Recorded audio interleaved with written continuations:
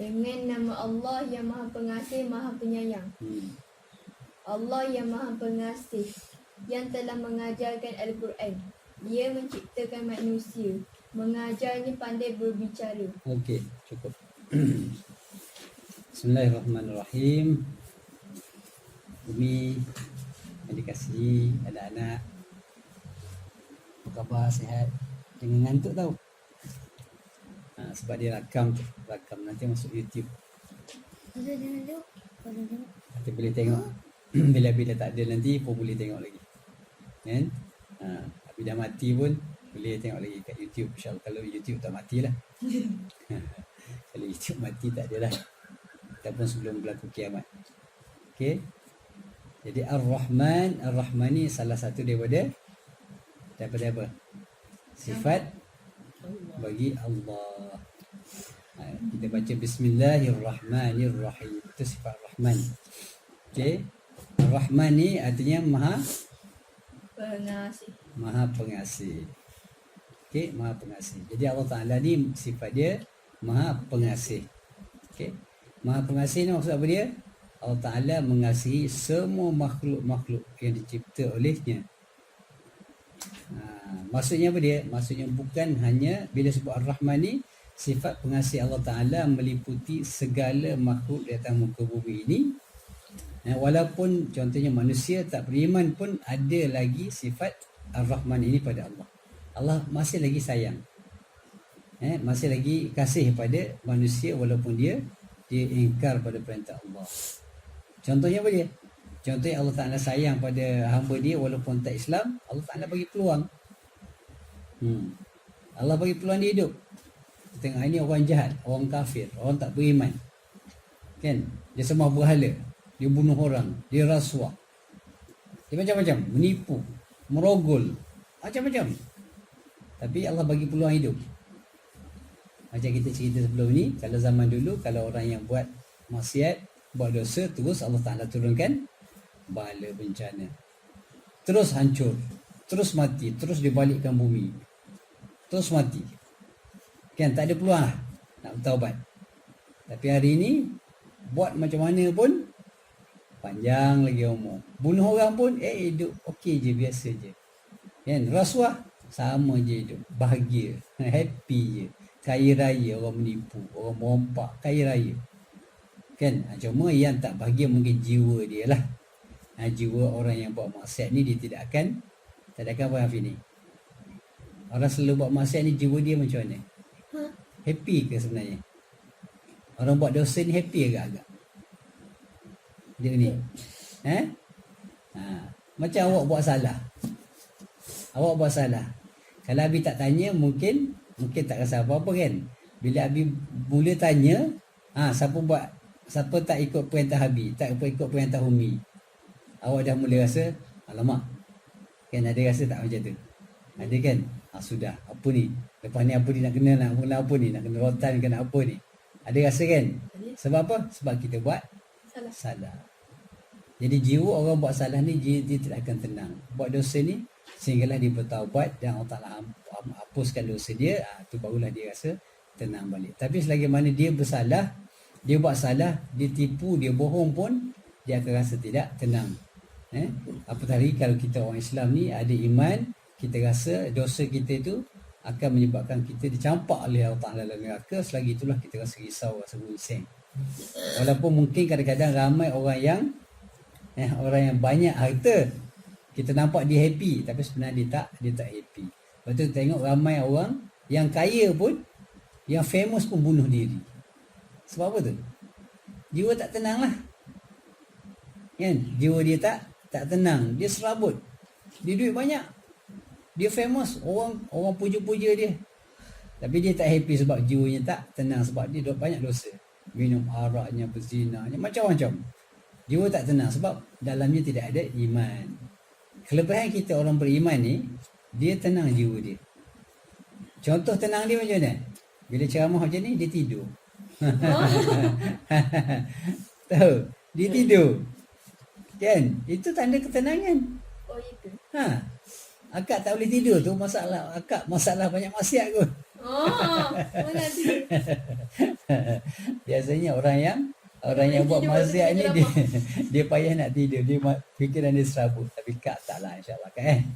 InsyaAllah. Jadi mungkin juga sebab tak boleh tidur tu antaranya sebab jiwa tak tenang lah. Ya. Banyak orang-orang yang tidak beriman kadang-kadang dia orang terpaksa ambil dadah.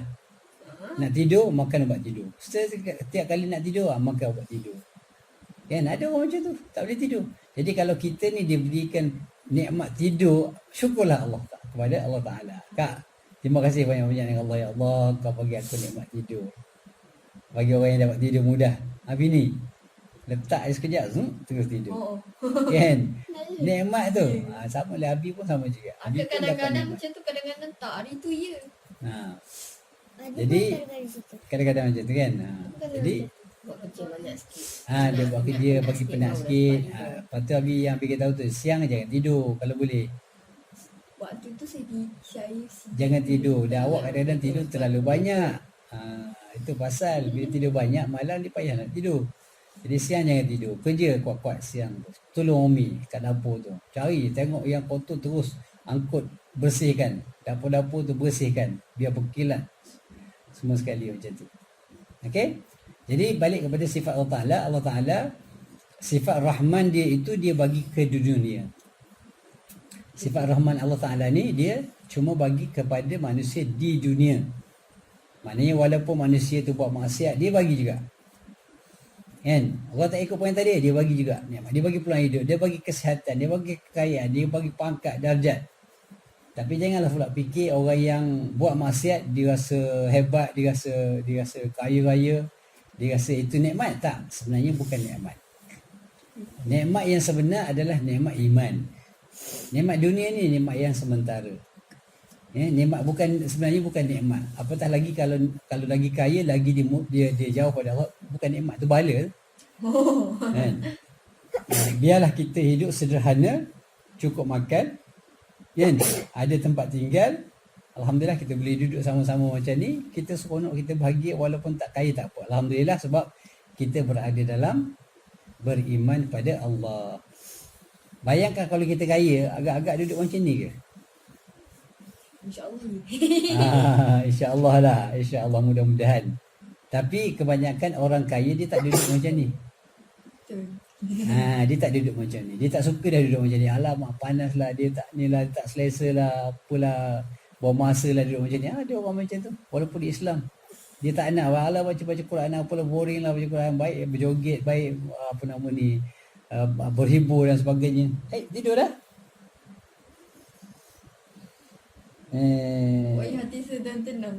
Hati tenang ke? Hati yang sangat tenang Dia berceramah hati tenang kan. Okay. Tenang lepas tidur.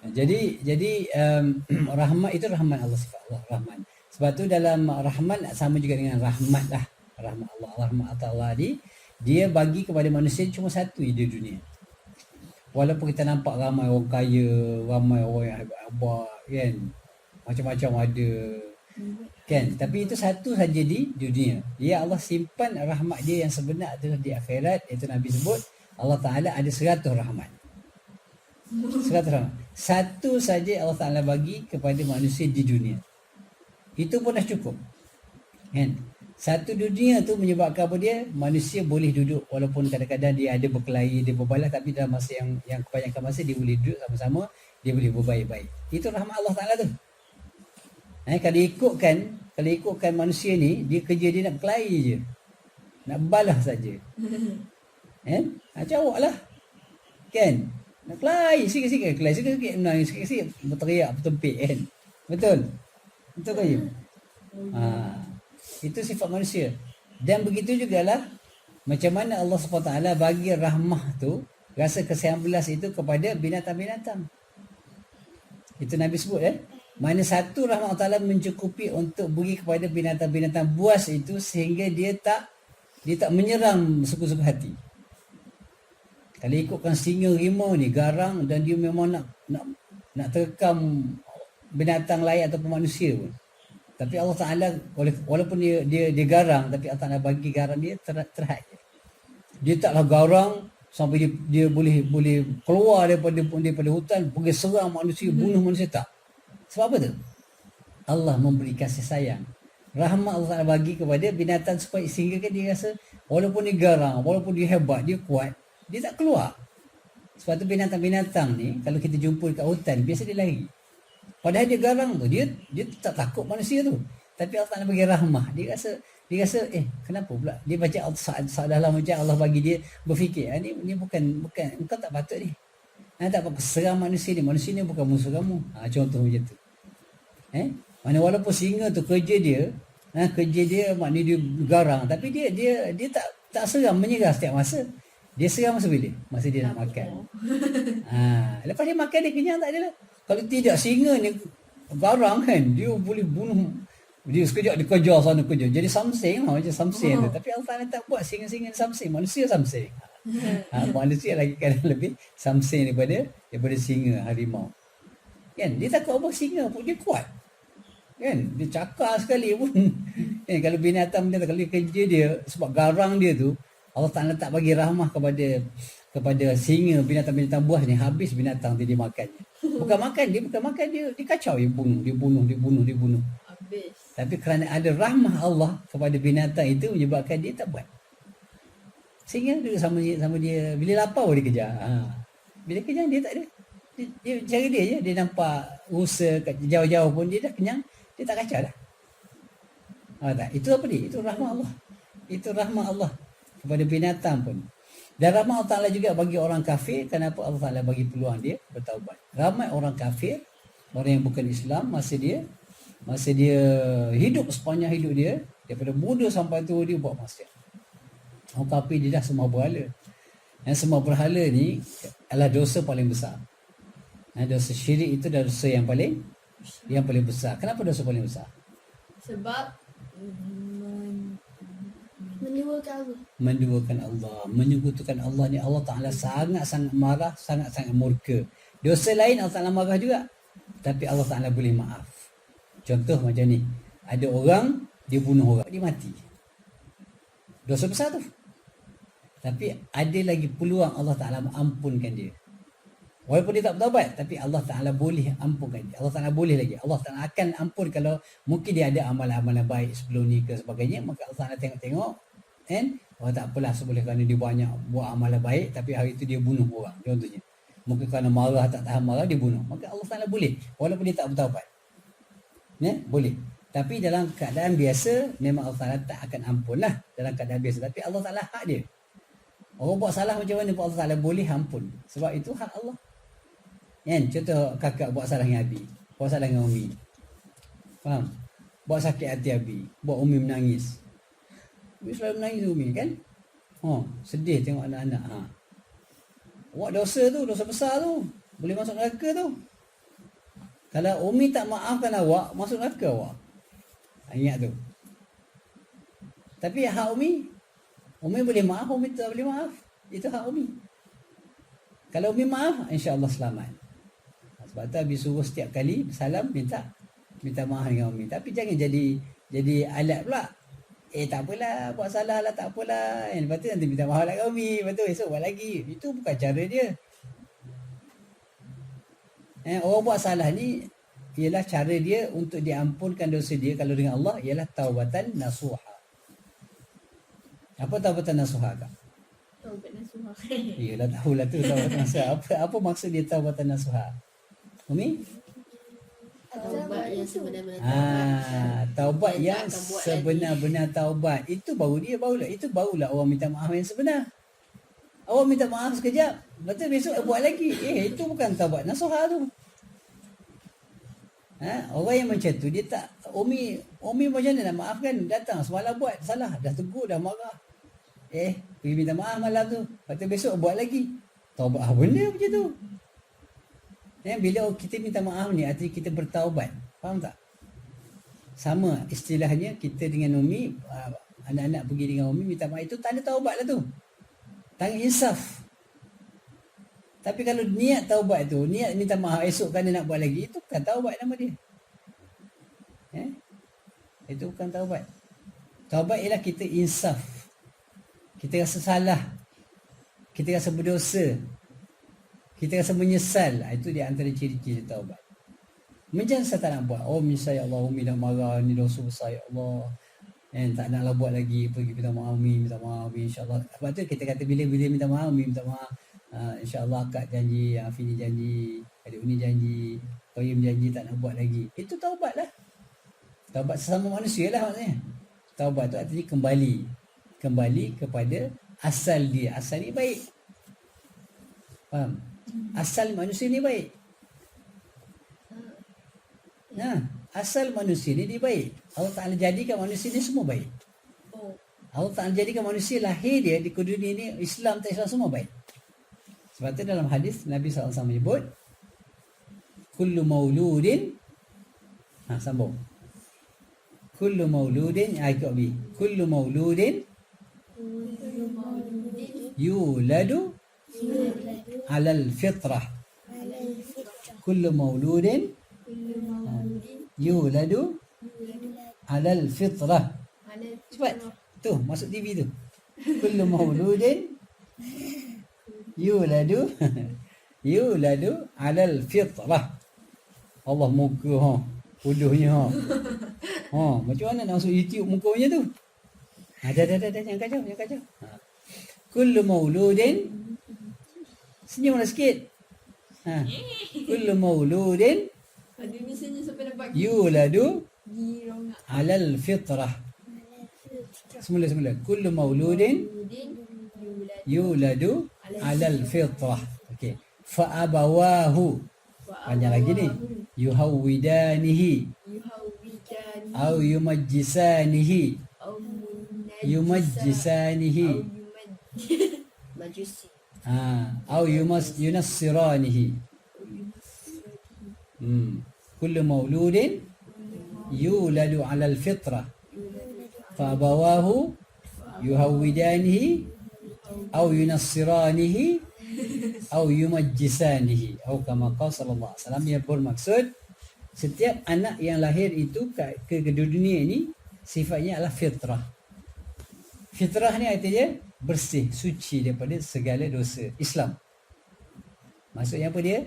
Maksudnya semua anak yang lahir, ya anak yang India ke, anak Cina ke, anak Kadazan ke, dusun ke, anak Dayak ke, anak Batak ke, kan? Semua jenis-jenis manusia yang hadir atas dunia ni lahir je semua Islam. Walaupun mak ayah dia tak Islam. Artinya anak-anak ni kalau dia mati, sebelum dia balik, dia masuk syurga. Sebab asalnya dia Islam. Tapi yang jadi dia tak Islam bila? Dia tak jadi Islam apabila mak ayah dia. Fa abawahu, mak ayah dia lah yang menjadikan dia yumajjisani au yunassirani. Sama dia jadi majusi, penyembah berhala, atau menjadi Nasrani, jadi orang Kristian atau Buddha dan sebagainya lah, agama-agama lain tu. Sebenarnya yang salah sebenarnya ialah mak ayah dia. Anak dia siapa baik? Anak semua baik. Tapi bila dia lahir dalam keluarga yang tidak Islam, Kristian, maka anak itu dididik cara Kristian, maka anak tu besar jadi Kristian lah. Kalau ayah dia, mak ayah dia Buddha, so anak dia membesar dalam keadaan Buddha. Bawa pergi gerak, bawa pergi tokong, sembah tokong. Jadi anak tu jadi Buddha. Sebab apa? Ayah dia. Kan? So ayah dia lah yang berdosa besar. Sebab ayah dia lah yang menjadikan anak dia sesat. Tapi Alhamdulillah, sebab itulah kita syukur pada Allah Ta'ala. Kenapa? Kerana kita ni lahir terus Islam. Abi lahir terus Islam, Umi lahir terus Islam. Alhamdulillah, itu nikmat yang sangat besar. Tak ada nilainya. Tak boleh nak banding nilaiannya dengan apa-apa yang ada dalam dunia ni. Ya, itu nikmat iman. Sebab itulah Allah Ta'ala bagi nikmat iman ini kepada manusia-manusia yang terpilih. Kita ni terpilih ni. Allah Ta'ala bagi iman ni tanda Allah Ta'ala sayang kita lah ni. Kita kena syukur. Ya? Okey. Tadi berbalik pada rahmat Allah Ta'ala. Habis sebutkan tadi bahawa rahmat Allah Ta'ala tu Allah Ta'ala bagi 99 di akhirat, 1 je di dunia. Kenapa 99 di akhirat dia bagi? Sebab akhiratlah tempat yang kekal abadi. Akhiratlah tempat yang sangat susah. Dunia ni susah tak lama. Ni COVID-19 sekarang ni agak-agak berapa lama dia? biasanya dia sebulan 2 bulan dia habislah. Biasanya macam tu. Sebab tengok di China dah sebulan 2 bulan dah lebih kurang macam tu. Dia mula awal, sekarang dia dah tak ada dah. Hampir tak ada lah. Dia berhenti dah, dia hidup macam normal lah. Cuma dia kontrol lagi lah. Mungkin dia dah boleh keluar contohnya, tapi dia masih lagi pakai mask untuk elakkan berlaku. Tapi kita masih belum. Kita baru 2 minggu. Ini masuk minggu ketiga. Belum, tak lama. Susah macam mana pun dalam dunia tak lama. Dia sakit, dia akan mati, habis. Berapa lama dia sakit? Setahun, 2 tahun, 3 tahun, 4 tahun, 10 tahun, 100 tahun, mati. Akhir. Artinya ada hujung. Ada hujung. Sakit pun, susah ke, miskin ke, akhirnya dia akan berhenti bila dia mati. Okay, bila dia mati, semuanya akan berakhir. Benda yang berakhir ni benda tak lama lah. Walaupun kata rasa lama, 100 tahun, lamanya 100 tahun. Tapi sebenarnya hakikatnya tak lama. Sebab dia ada hujung. Yang masalah utama ialah di akhirat. Sebab tak ada hujung. Tidak ada penghujung. Kalau masuk syurga sampai bila-bila. Tak ada hujung. Yang itulah yang perlukan rahmat yang besar daripada Allah. Orang masuk neraka, yang kafir masuk neraka selama-lamanya. Allah, selama-lama dalam neraka, bakar. Lepas dia dah bakar dah, terbakar semua tu bawah, dan dia dah jadi arang, jadi abu. Allah jadikan balik kulit, bakar lagi. Lepas jadi arang, jadi apa semua, hancur lebur. Allah Ta'ala balikkan daging balik, bakar lagi. Allah Akbar. Sebab itulah di sana perlu rahmat Allah Ta'ala yang sangat banyak, bukan satu. Allah Ta'ala sediakan 99 rahmat di akhirat kerana kita sangat memerlukan rahmat Allah Ta'ala di sana. Baru satu ayat. Itu Ar-Rahman. Sifat rahmat Allah Subhanahu Wa Ta'ala. Jadi kita sentiasa perlu minta rahmat. Kita masuk syurga ni, anak-anak, Umi juga, bukan kerana kehebatan kita beramal. Tak layak pun kak. Tak yalah. Nak duduk tepi apa namanya pintu pun tak layak dengan amalan kita nak masuk syurga. Nak cium bau syurga pun tak layak dengan amalan kita. Bagi hari ni, bagi amalan awak yang awak rasa boleh masuk syurga. Cuba bagi amalan. Awak rasa wow, ini amalan saya paling hebat, garanti masuk syurga. Bagi satu amalan yang awak rasa layak masuk syurga. Ada ni ada. Confirm masuk syurga. Memang bagus betul lah amalan saya ni. Memang confirm masuk syurga. Memang Allah Ta'ala bagi pahala yang sangat besar, yang insya Allah boleh masuk syurga. Ada? Agak? Berani tak? Tak. Dengan amalan kita. Umi ada? Umi ada. Umi banyak. Umi banyak. Umi masak. Umi jaga anak. Umi basuh baju. Banyak tu. Solat. Awak solat macam mana? Awak ingat solat awak tu layak masuk syurga ke?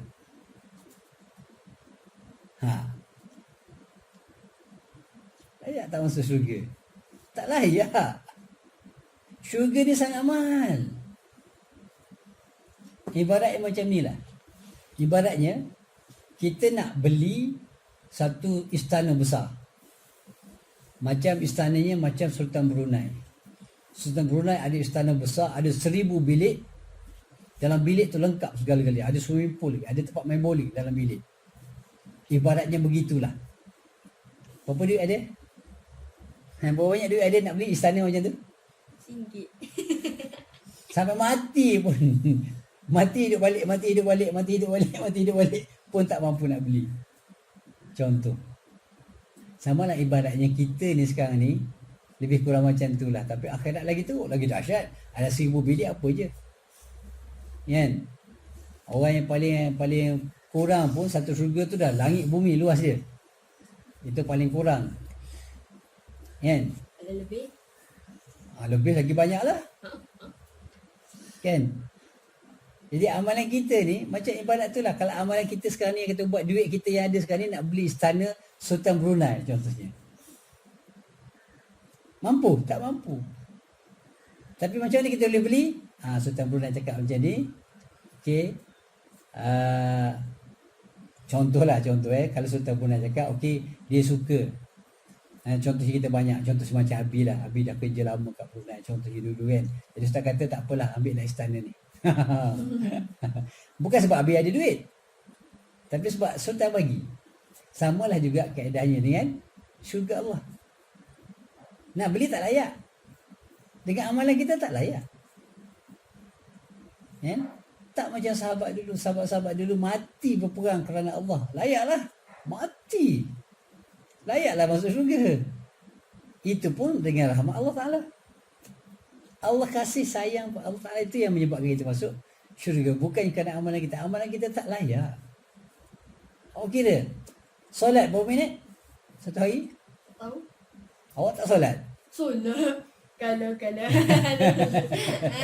Awak kan tak solat.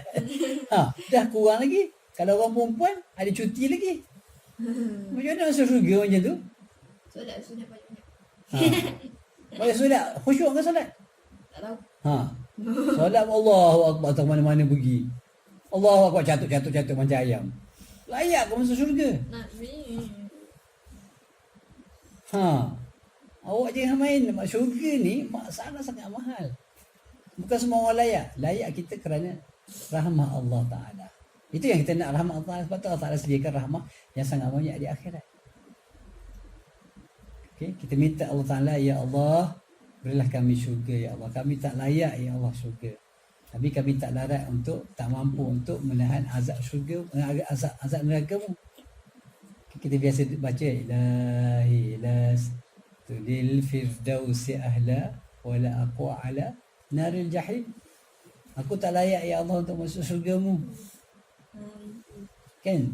Ilahi las tulil firdausi ahla wala aqwa ala naril jahim. Okey, mana kita tak layak. Sebenarnya kita memang tak layak masuk syurga sebab amalan kita sangat sedikit. Dan syurga Allah Ta'ala itu sangat hebat, sangat mahal, sangat indah, sangat cantik. Segala-galanya ada dalam tu. Apa nak, semuanya ada kat situ. Nak makan kek ada bawa. Ada pelayan-pelayan bawa. Nak makan durian, durian krim. Datang besar pula tu.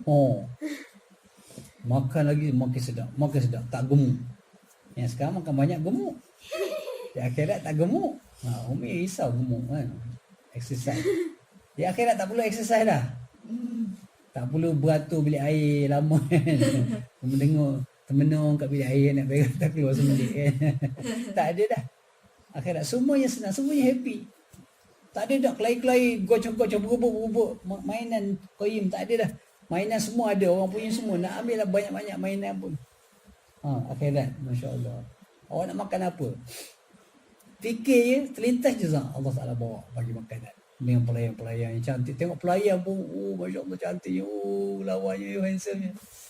Semua cantik-cantik indah. Pelayan pun pakai pakaian dia subhanallah daripada emas permata. Itu pelayan. Kalau kita masuk syurga lagi lah dahsyat. Pakaian ni yang daripada emas permata, belian semua berkelip-kelip. Dengan pakai mahkotanya subhanallah. Macam raja lah dalam syurga ni nanti. Macam permaisuri tu. Pelayan-pelayan ramai duduk layan kita, bagi makan minum. Allahu Akbar, barik. Rehat. Allahu Akbar.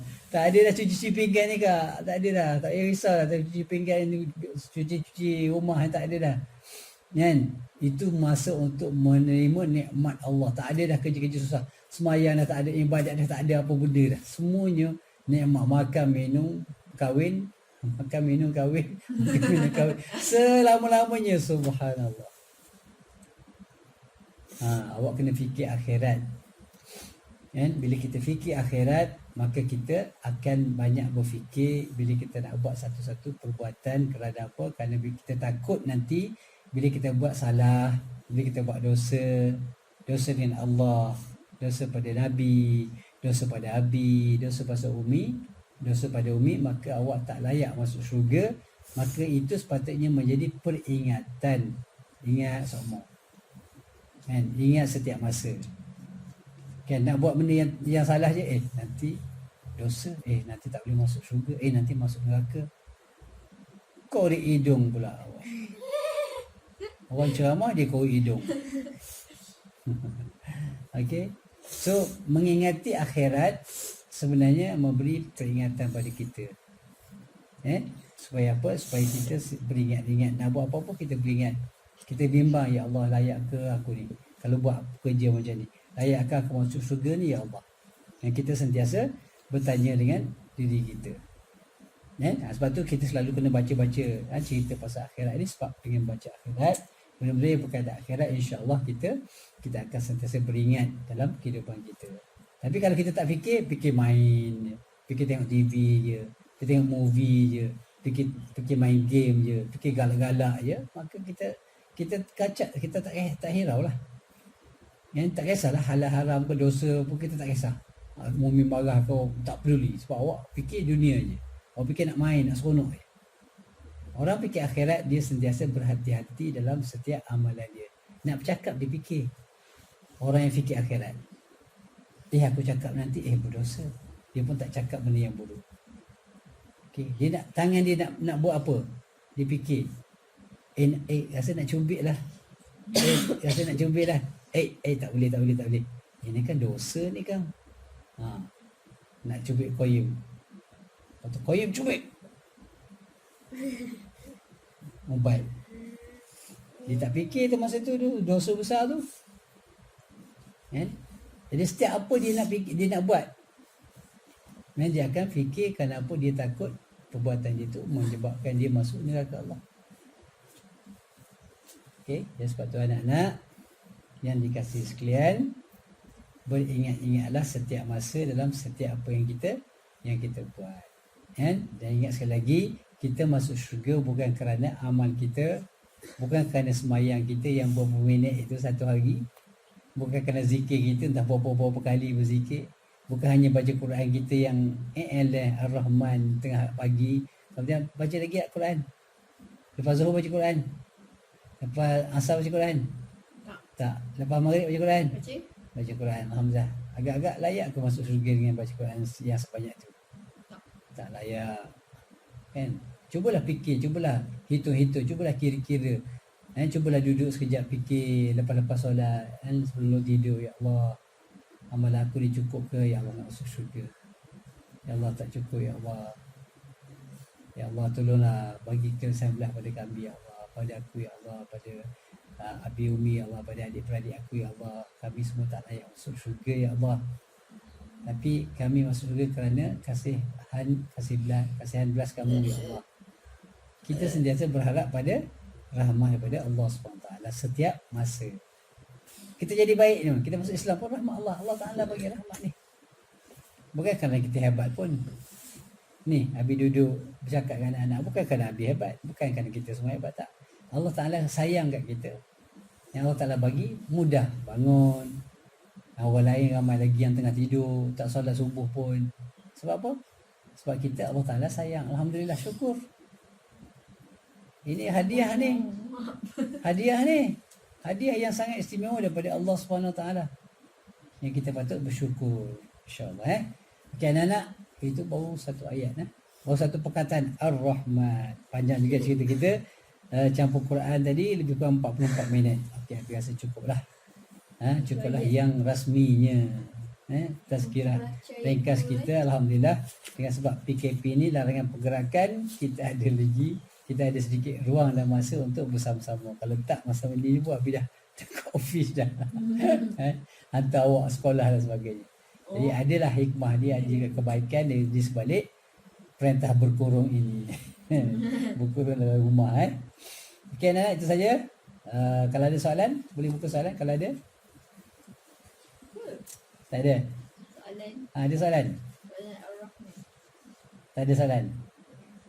Kau yang ada soalan? Ada nak tanya apa-apa tak? Kau tengok muka kau yang mu. Ya Allah. Kenapa muka huduh sangat tu? Dah habis dah. Kembang. Okey. Tetap habis apa je. Oh. Okey, kalau tadi tu sajalah. Aku lupa lihat wa astagfirullahaladzim. Wassalamualaikum warahmatullahi wabarakatuh. Subhanallah bihamdihi, subhanakallahumma wa bihamdika asyhadu an la ilaha illa anta astaghfiruka wa atubu ilaik wa la asri innal insana lafi khusr illa alladhina amanu wa 'amilus salihati wa tawassaw bil haqq wa tawassaw bis sabr. Wassalamu alaikum warahmatullahi wabarakatuh. Alhamdulillah. Ah, nampak dia.